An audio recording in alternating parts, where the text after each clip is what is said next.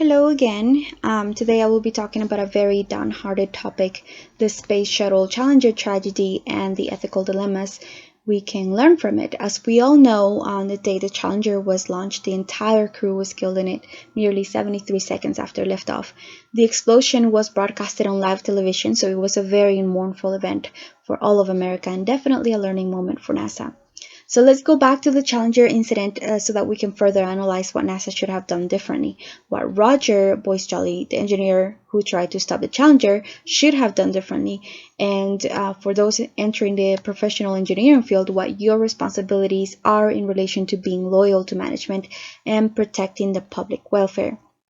So for a quick summary of the Challenger disaster, let's begin by pointing out that the explosion was a result of a leak in one of the rocket boosters that ignited the main fuel tank. This was due to a failure of an O-ring sealed on the right side of the solid fuel rockets, and it just so happens that Roger Boyce-Jolly had already voiced his concerns about these O-rings deterioration due to the cold weather, and he opposed the launching of the Challenger until these could be replaced or until weather was more permitting.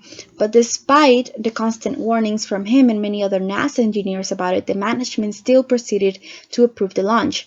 So, did Boyce Jolly do the right thing?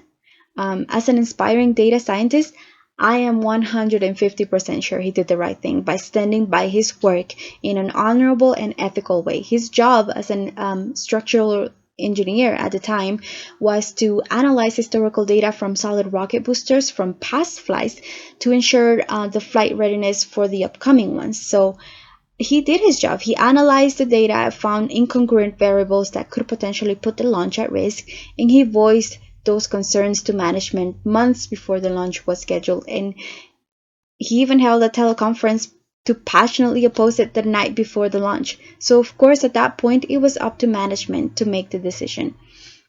And what did they choose to do? To disregard the safety of the crew by prioritizing the sensationalism it would bring to launch during the president's speech, and also have it launched before Russians launched their shuttle. And yeah, let's not forget how inconvenient they thought it would be if the vice president had to make unnecessary trips to Florida if they canceled. So yeah, those concerns were apparently far more important to NASA than the safety of their crew. So how's that for an advice for change? That is certainly something they should have done differently. To one, always put your crew's safety first. Two, listen to your engineers. You hire them for a reason. They know better, especially if their recommendations are backed up by data. Well, in this case, it was the lack of data, but that's exactly the same as having inaccurate data to support your launch. And three, I would advise to set up better communication strategies in place, because this problem had been acknowledged a whole year prior and no one did anything because communication in all levels was so poor.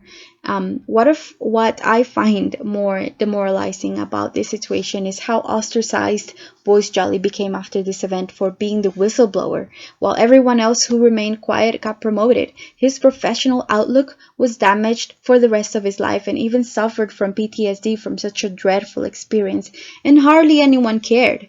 This is sadly the type of world that we live in. Most people care more about their job safety and reputation than the safety of others. So, yeah, I'm sure all of us in the tech field will someday face some challenging ethical dilemmas, perhaps not as critical as this one, or we may, who knows, but it is our duty and responsibility to always put the safety, health, and welfare of the public first. In fact, this is the very fundamental canon stated in the Code of Ethics from the National Society of Professional Engineers.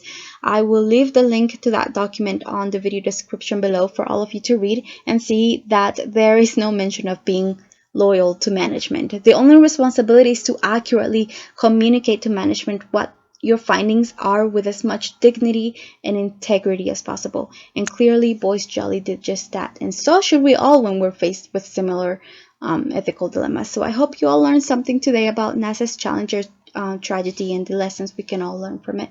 Thanks for watching and hope you have an amazing day.